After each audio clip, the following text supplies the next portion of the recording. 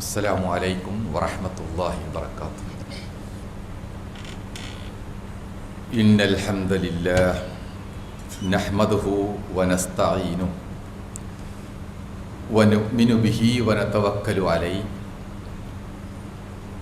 വനഊദു ബില്ലാഹി മിൻ ശുറൂരി അൻഫുസിനാ വമിൻ സയ്യിആതി അഅമാലിനാ മൻ യഹ്ദില്ലാഹു ഫഹുവൽ മുഹ്തദ് വമൻ യുദ്ലിൽ ഫലൻ തജിദ ലഹു വലിയൻ മുർഷിദ.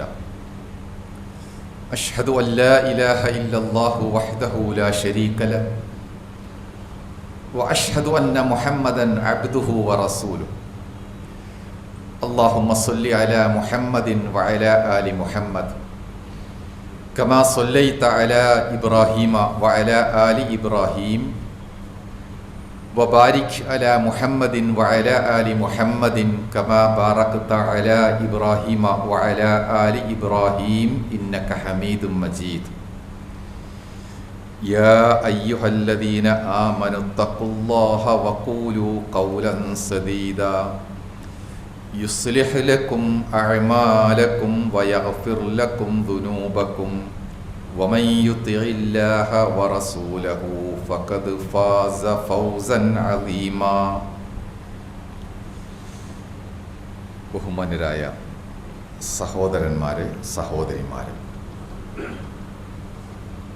നമുക്ക് ചെറിയ ആയുഷ്കാലം മാത്രമാണ് അള്ളാഹു നൽകിയിരിക്കുന്നത്. അത് പൂർണ്ണമായും അവന് വേണ്ടി വിനിയോഗിച്ചുകൊണ്ട് ഏറ്റവും നല്ല ഈമാനോടുകൂടെ ഭക്തിയോടുകൂടെ കഴിയുവാൻ എപ്പോഴും നാം ശ്രദ്ധിക്കുക. മറന്നു പോകുമ്പോഴൊക്കെ മനസ്സിനെ തട്ടിയുണർത്തി ആ പാതയിലൂടെ നാം നീങ്ങുകയും ചെയ്യുക. അള്ളാഹു നമ്മെ എല്ലാവരെയും എല്ലാം കൊണ്ടും അനുഗ്രഹിക്കുമാറാവട്ടെ. അള്ളാഹു നമുക്ക് ഏൽപ്പിച്ചിരിക്കുന്ന ശരീഅത്ത്, അത് പഠിപ്പിച്ചിരിക്കുന്ന നബി സല്ലല്ലാഹു അലൈഹി വസല്ലം, അതിലൂടെ എങ്ങനെയൊക്കെ നമ്മുടെ ജീവിതത്തെ സുരക്ഷിതമാക്കാം, ക്രിയാത്മകമാക്കാം തുടങ്ങിയ കാര്യങ്ങളായിരുന്നു സംസാരിച്ചത്. ഒരു മനുഷ്യൻ എന്ന നിലക്ക് നമുക്ക് അള്ളാഹു നൽകിയിരിക്കുന്ന രണ്ട് ഭാഗങ്ങളും, ബാഹ്യമായ ശരീരവും അതിനകത്തുള്ള ആത്മാവും ഒരുപോലെ ശുദ്ധീകരിക്കുവാനും സുരക്ഷിതമാക്കുവാനും വേണ്ടിയാണ് ശരീഅത്ത് നമ്മളെ ഏൽപ്പിച്ചിരിക്കുന്നത്. അത് ഏതാനും നിയമങ്ങളോ നിർദ്ദേശങ്ങളോ വിധിവിലക്കുകളോ മാത്രമല്ല, നമുക്ക് മുന്നോട്ട് പോകുവാനുള്ള ഒരു റോഡ് വെട്ടി ശരിപ്പെടുത്തി വൃത്തിയാക്കി വെക്കുകയാണ് ശരീഅത്ത് ഏൽപ്പിച്ചതിലൂടെ അള്ളാഹുവും റസൂലുള്ളയും ചെയ്തിരിക്കുന്നത്. അതിനെപ്പറ്റി ഖുർആൻ പറഞ്ഞത് അൽയൗമ അക്മൽതു ലക്കും ദീനക്കും എന്ന ആയത്ത് നമുക്കറിയാം. ദീൻ നിങ്ങൾക്ക് പൂർണ്ണമാക്കി തന്നിരിക്കുന്നു, അതോടൊപ്പം അള്ളാഹുവിൻ്റെ അനുഗ്രഹവും അത്മംതു അലൈക്കും നിഅമത്തി, അള്ളാഹുവിൽ നിന്ന് എന്തെല്ലാം അനുഗ്രഹം കിട്ടാനുണ്ടോ അതൊക്കെയും ഈ ശരീഅത്തിലൂടെ സമ്പൂർണമാണ്. ഒന്നും ചേർത്ത് വെക്കാനില്ല, ഒന്നും വെട്ടിക്കളഞ്ഞ് മാറ്റുവാനുമില്ല. ആ രൂപത്തിൽ ശരീഅത്തിനെ നമ്മൾ സമീപിക്കുമ്പോൾ പ്രധാനമായും 5 തലങ്ങളിൽ 5 കാര്യങ്ങളിലൂടെ ശരീഅത്ത് ഈ പറഞ്ഞ സുരക്ഷ നമുക്ക് ഉറപ്പ് നൽകുന്നു എന്ന് കാണാൻ പറ്റും. ഒന്ന്, നമ്മുടെ മതം തന്നെ, അദ്ദീൻ. രണ്ടാമത്തേത് അൻ-നഫ്സ്, നമ്മുടെ ജീവൻ. മൂന്നാമത്തേത് അൽ-മാൽ, നമ്മുടെ കയ്യിലുള്ള സമ്പത്ത്. 4 അൽ-അഖ്ൽ, നമുക്കുള്ള ബുദ്ധിയും വിവേകവും. 5ാമത്തേതും അവസാനത്തേതും അൻ-നസ്ൽ, നമ്മളുടെ കൂടെ കഴിയുന്ന നമ്മളുടെ ബന്ധുക്കളും മക്കളുമായ ആളുകൾ. ഇത് അഞ്ചും നമ്മുടെ ഈ ലോകത്തെ നിലനിൽപ്പിന് ആവശ്യമാണ്. മറ്റൊരു രൂപത്തിൽ പറഞ്ഞാൽ ഈ 5 കാര്യങ്ങളിലും നമ്മൾ എങ്ങനെയൊക്കെ പ്രവർത്തിക്കുന്നു, എന്തെല്ലാം ചെയ്യുന്നില്ല എന്നതിൻ്റെ അടിസ്ഥാനത്തിലാണ് പരലോകത്ത് നമ്മളുടെ വിജയം നിർണയിക്കപ്പെടുന്നത്. മനുഷ്യന് അബദ്ധം സംഭവിക്കുന്ന മേഖലകളും ഈ 5 കാര്യങ്ങളിലാണ്. നേട്ടങ്ങൾ കൊയ്യുന്നതും ഈ 5 കാര്യങ്ങളിലാണ്. അതുകൊണ്ടാണ് ഇതിനെ ന്യായമത്ത് അത്മംതു അലൈക്കും ന്യായമത്തായിട്ട് എണ്ണി പറഞ്ഞത്, അള്ളാഹുവിൻ്റെ ന്യായമത്തായിട്ട്. നമുക്കതിൽ കേവലം ചെറിയ ചെറിയ സ്വാധീനങ്ങൾ മാത്രമേ ഉള്ളൂ. ജീവൻ അത് നമ്മുടെ കയ്യിലല്ല. അതിനെ സംരക്ഷിക്കാൻ ആവശ്യമായ ജൈവപരമായ കാര്യങ്ങളൊക്കെ നമുക്ക് ചെയ്യാം ഒരു പരിധി വരെ. എന്നാലും അള്ളാഹുവിൻ്റെ നിയന്ത്രണത്തിലാണ്. മാല്, സമ്പത്ത് അതും നമ്മുടേതല്ല. നമ്മുടെ പണവും ഡെപ്പോസിറ്റും എത്രയുണ്ടെങ്കിലും അതിന് മൂല്യമുണ്ടാവുന്നത് അള്ളാഹു നിശ്ചയിച്ച കാര്യങ്ങളുടെയാണ്. ഈ ഭൗതിക ലോകത്തുള്ള മൂല്യം താൽക്കാലികമായിരിക്കും. അത് നമ്മളുടെ ഭരണകൂടമോ സാമ്പത്തിക സംവിധാനങ്ങളോ ചെയ്യുന്ന ഒരു മൂല്യമാണ്. അത് തകർന്നാലോ നമ്മുടെ സമ്പത്തും തകർന്നു പോകും. 8-10 കൊല്ലം മുമ്പ് നോട്ട് നിരോധനം വന്നപ്പോൾ നമ്മൾ അത് അനുഭവിക്കുകയുണ്ടായി. 1000-ൻ്റെയും 2000-ൻ്റെയും നോട്ടുകൾക്ക് കടലാസിൻ്റെ വില പോലുമില്ല. അപ്പോൾ സംവിധാനം മാറുമ്പോൾ നമ്മുടെ പക്കലുള്ള എന്തെല്ലാം അസറ്റ് നിക്ഷേപങ്ങളുണ്ടല്ലോ അതെല്ലാം മൂല്യം നഷ്ടപ്പെട്ട് ഒന്നിനും പറ്റാത്തതായി പോകും. അവിടെയാണ് ഇതിനെയൊക്കെ അള്ളാഹുവിലേക്ക് ചേർത്ത് വെക്കുന്നത്, അള്ളാഹുവിൻ്റെ നിഅമത്തായിട്ട് കാണേണ്ടത്.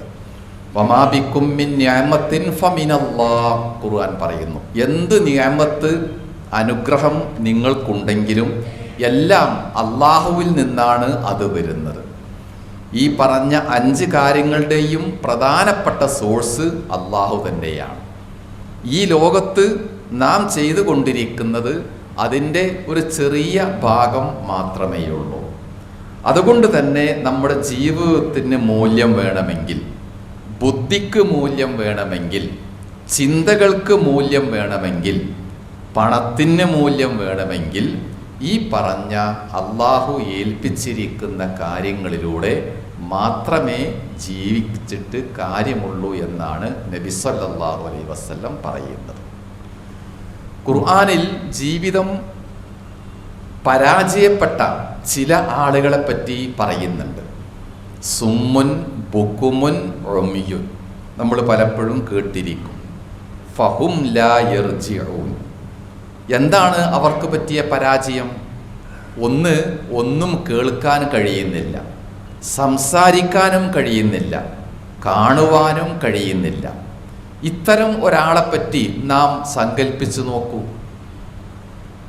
നമുക്ക് ഈ ജീവിതം സുന്ദരമായി തീരുന്നതും നാം വിചാരിച്ച പോലെയെല്ലാം ആക്കിയെടുക്കുന്നതും ഈ 3 കഴിവുകൾ കൊണ്ടാണ്.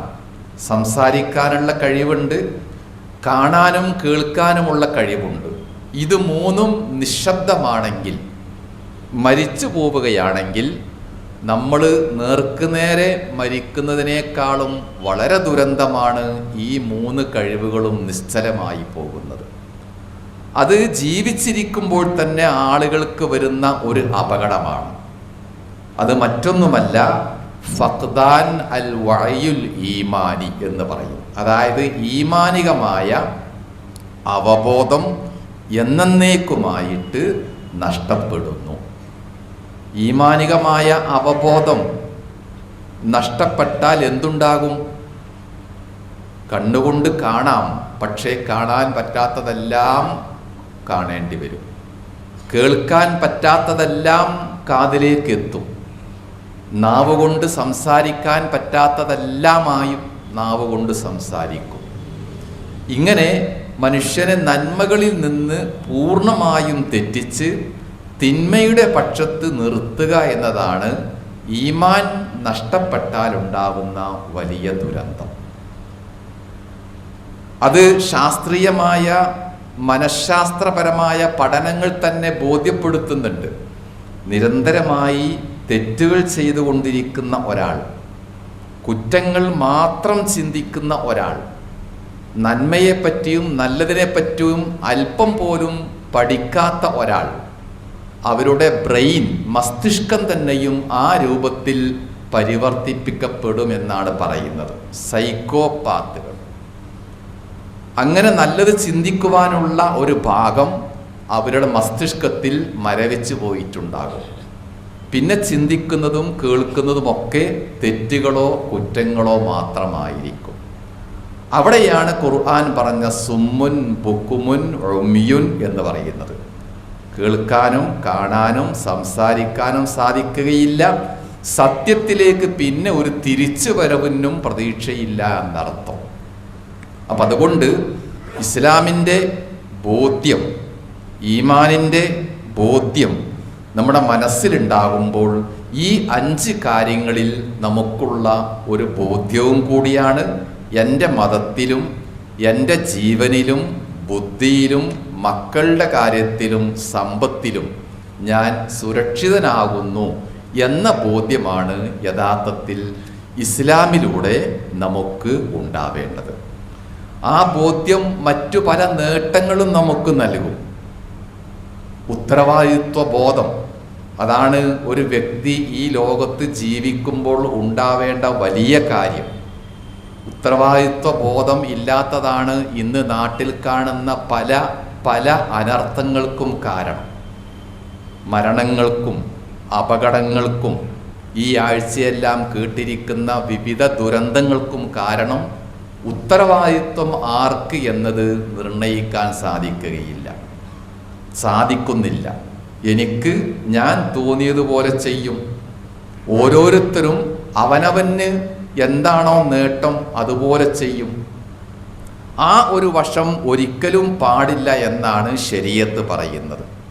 ഈ 5 മേഖലകളും നമുക്ക് നൽകുന്ന ഗൗരവ ചിന്ത അത് തന്നെയാണ്.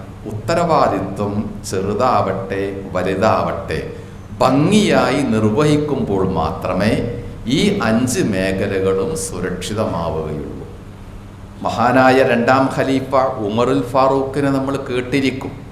വളരെ ഭംഗിയായി ലളിതമായി ജീവിച്ച് മാതൃകയായി ഭരിച്ച അദ്ദേഹത്തിൻ്റെ ഒരു വാക്കുണ്ട്. ലൗ അന്ന ബഅലതൻ അസറത്തു ഫിൽ ഇറാഖ്, ഇറാഖിലെങ്ങാനും ഒരു കഴുത അല്ലെങ്കിൽ ഒരു മൃഗം വഴിതെറ്റിപ്പോയാൽ അതിനെപ്പറ്റി കൂടി ഭരിക്കുന്ന എന്നോട്, ഉമറിനോട് അള്ളാഹു ചോദിക്കും എന്നതായിരുന്നു അദ്ദേഹം പറഞ്ഞത്. അത് ഒരു ഭരണാധികാരിയെ പറ്റി അത്ര വലിയ വിഷയമേ അല്ല. എത്രയോ ആടും മൃഗങ്ങളും വഴിതെറ്റുന്നു, ചാവുന്നു, ജീവിക്കുന്നു. ഇതൊന്നും ഒരു ഭരണാധികാരി അറിയേണ്ടതുമില്ല.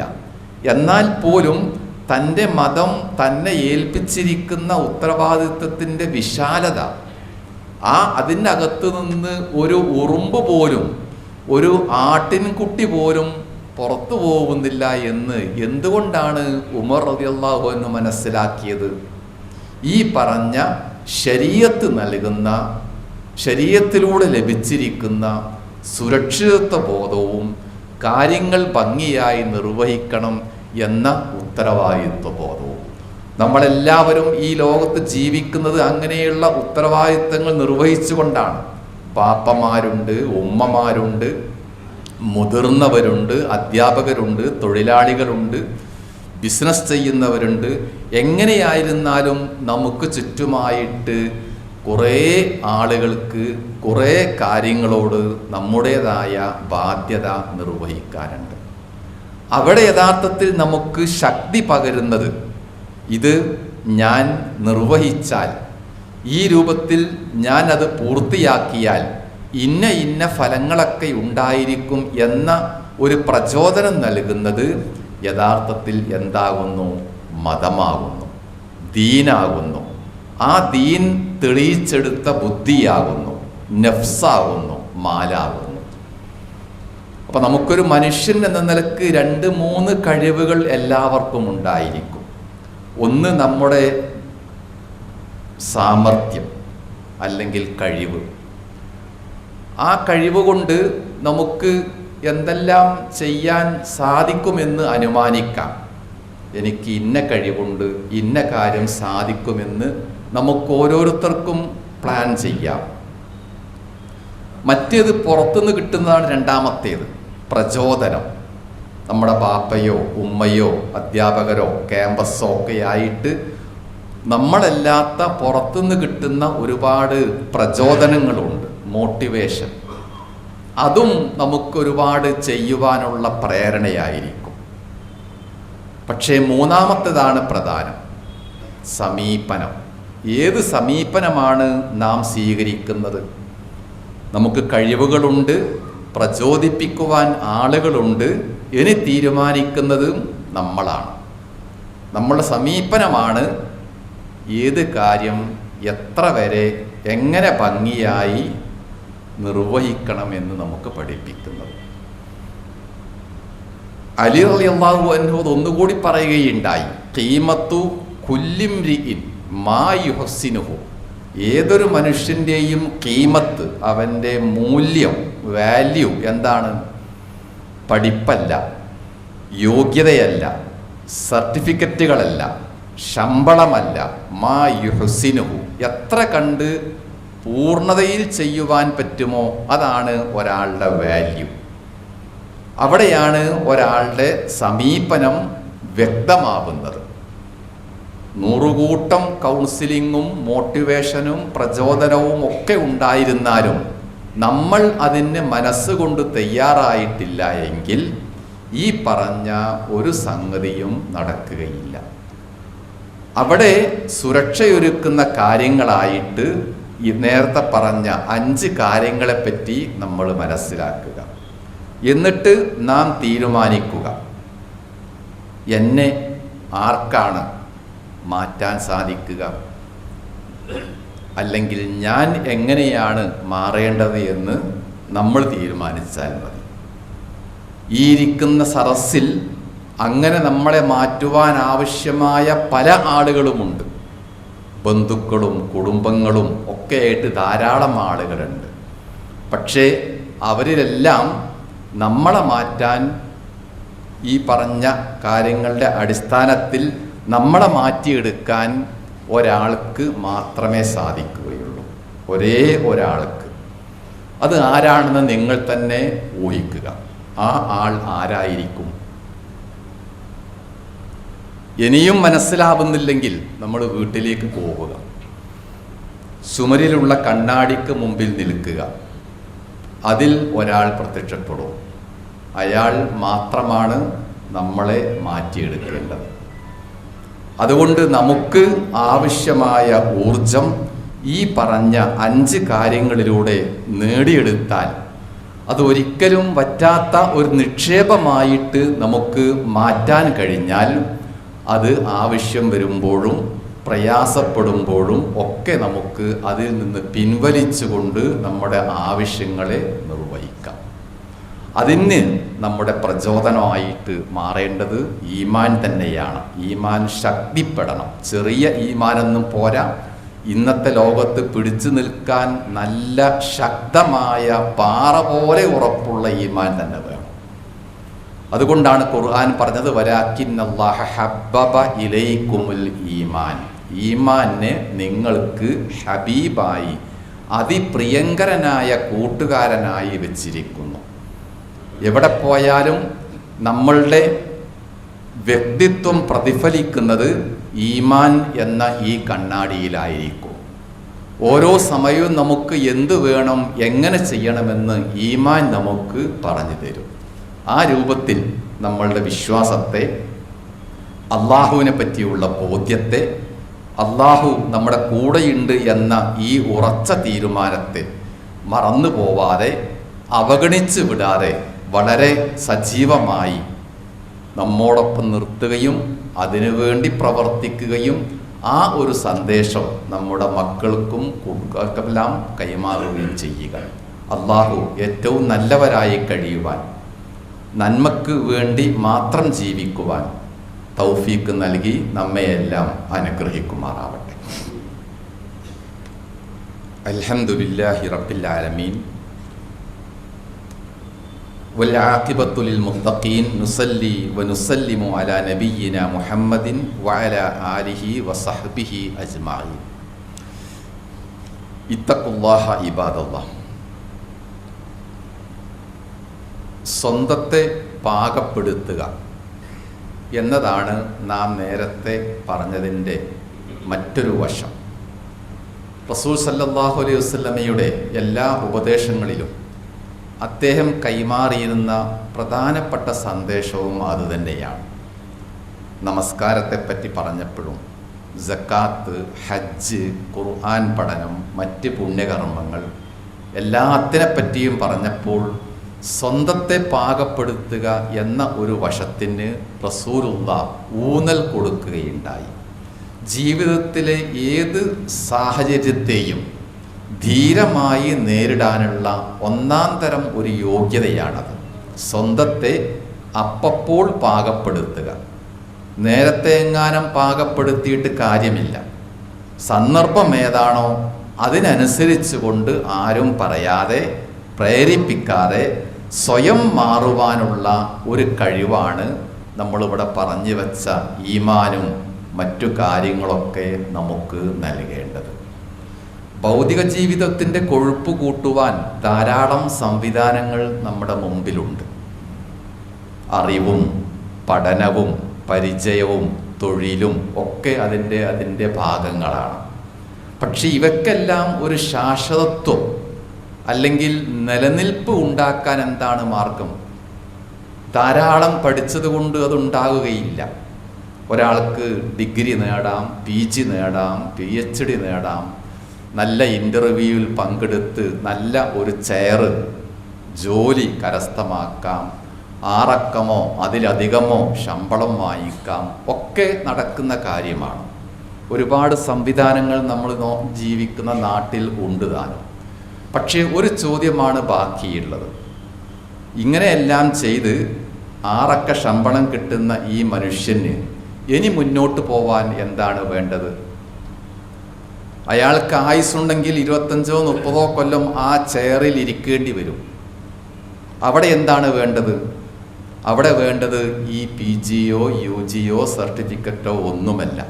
ഇനി വേണ്ടത് മുകളിൽ പറഞ്ഞ ഗുണങ്ങളാണ്. നല്ല സത്യസന്ധതയും ഉത്തരവാദിത്വ ബോധവും മറ്റുള്ളവർക്ക് കരുണയും കരുതലുമായിട്ട് ഈമാനിൻ്റെ പരിധിക്കകത്ത് വരുന്ന എല്ലാ കാര്യങ്ങളും ഉണ്ടെങ്കിൽ മാത്രമേ ഏറ്റവും നല്ല പെർഫെക്റ്റായ ഒരു ജോലിക്കാരനായി അയാൾക്ക് അവിടെ തുടരാൻ സാധിക്കുകയുള്ളൂ. അപ്പോൾ പറഞ്ഞതിൻ്റെ ചുരുക്കം ഇതാണ്: ഭൗതികമായി നമുക്ക് ലഭിച്ചിരിക്കുന്ന സംവിധാനങ്ങളിലൂടെ നമുക്ക് എവിടെയും എത്തിപ്പെടാം. പക്ഷേ തുടർന്നങ്ങോട്ട് പോവേണ്ടതിന് അള്ളാഹുവിൻ്റെ പിൻബലം വേണം. അള്ളാഹു ഏൽപ്പിച്ച ഈമാനിൻ്റെയും അനുബന്ധ കാര്യങ്ങളുടെയും അകമ്പടി വേണം. അവിടെ നമ്മൾ പരാജയപ്പെട്ടാൽ നാം ഇരിക്കുന്ന ചെയറിൽ കാണിക്കേണ്ട മാന്യത, ഡീസൻസി നമുക്ക് ഇല്ല എങ്കിൽ നമ്മുടെ ബോസ് നമ്മളെ വെറുക്കും, സഹപ്രവർത്തകർ വെറുക്കും, ആ സീറ്റ് ഉടൻ തന്നെ തെറിച്ചു പോവുകയും ചെയ്യും.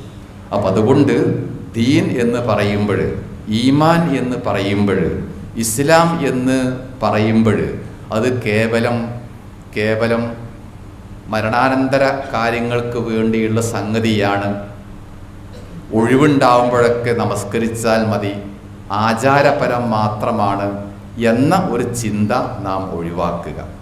മരണാനന്തരം ഏതായിരുന്നാലും ആവശ്യമാണ്. അതിനു മുമ്പായി ഇവിടെ ജീവിക്കുന്ന കാലയളവിലും ഈമാൻ ഉണ്ടെങ്കിൽ മാത്രമേ എനിക്ക് പിടിച്ചു നിൽക്കാൻ സാധിക്കുകയുള്ളൂ എന്ന ഒരു ബോധമാണ് നമ്മുടെ മനസ്സിൽ, പ്രത്യേകിച്ച് നമ്മുടെ കുട്ടികളുടെ മനസ്സിൽ വളർത്തിയെടുക്കേണ്ടത്. അതിന് ഖുർആനും ഹദീസും അടിസ്ഥാനപ്പെടുത്തിയുള്ള നല്ല തർബിയത്ത്, ശിക്ഷണശീലങ്ങൾ പതിവാക്കിയാൽ മാത്രമേ ആവശ്യമായ ഫലം കാണുകയും ചെയ്യുകയുള്ളൂ. അതിനുവേണ്ടി നമ്മൾ യത്നിക്കുക. എപ്പോഴും അള്ളാഹുവിനെയും അവൻ പറഞ്ഞ കാര്യങ്ങളെയും കൂട്ടുപിടിച്ചുകൊണ്ട് അള്ളാഹുവിന് ഏറ്റവും പ്രിയപ്പെട്ടവനായി, അള്ളാഹു നമ്മെ ഇങ്ങോട്ടും നമുക്ക് അള്ളാഹുവിനെയും എപ്പോഴും സംതൃപ്തമാകുന്ന അവസ്ഥയിൽ ജീവിക്കുവാനും നമ്മൾ തയ്യാറാവുക. അള്ളാഹു നമ്മയെല്ലാം അനുഗ്രഹിക്കുമാറാവട്ടെ. നമ്മുടെ ഇന്നത്തെ ജുമയ്ക്ക് ശേഷമുള്ള സദക്കകളും സംഭാവനകളുമൊക്കെ ഇവിടെ കൊടുത്തേൽപ്പിക്കണം. പോയ നമ്മുടെ സുഹൃത്തുക്കൾക്കും മാതാപിതാക്കൾക്കുമൊക്കെ അള്ളാഹു മഗ്ഫിറത്ത് നൽകി അവരുടെ കബറിടം പ്രകാശമാനമാക്കി അനുഗ്രഹിക്കുമാറാവട്ടെ. ജീവിച്ചിരിക്കുന്ന നമ്മോടൊപ്പമുള്ള പല ആളുകൾക്കും ഉള്ള എല്ലാ പ്രയാസങ്ങളും, രോഗം, മറ്റു ശാരീരിക മാനസിക ബുദ്ധിമുട്ടുകൾ, കുടുംബത്തിലുള്ള പ്രശ്നങ്ങൾ, സമൂഹത്തിലുള്ള വെല്ലുവിളികൾ എല്ലാത്തിൽ നിന്നും അള്ളാഹു അവർക്കും നമുക്കുമൊക്കെ രക്ഷ നൽകി അനുഗ്രഹിക്കുമാറാവട്ടെ. അല്ലാഹുമ്മ അഗ്ഫിർ ലിൽ മുഅ്മിനീന വൽ മുഅ്മിനാത്ത് വൽ മുസ്ലിമീന വൽ മുസ്ലിമാത്ത് അൽ അഹ്യാഇ മിൻഹും വൽ അംവാത്ത്. അല്ലാഹുമ്മ റബ്ബനാ തഖബ്ബൽ മിന്നാ ദുആഅനാ ഇന്നക അൻതസ് സമീഉൽ അലീം. അല്ലാഹുമ്മ അജിർനാ മിനൻ നാർ وأدخلنا الجنة مع الأبرار يا رب العالمين. اللهم ربنا آتنا في الدنيا حسنة وفي الآخرة حسنة وقنا عذاب النار.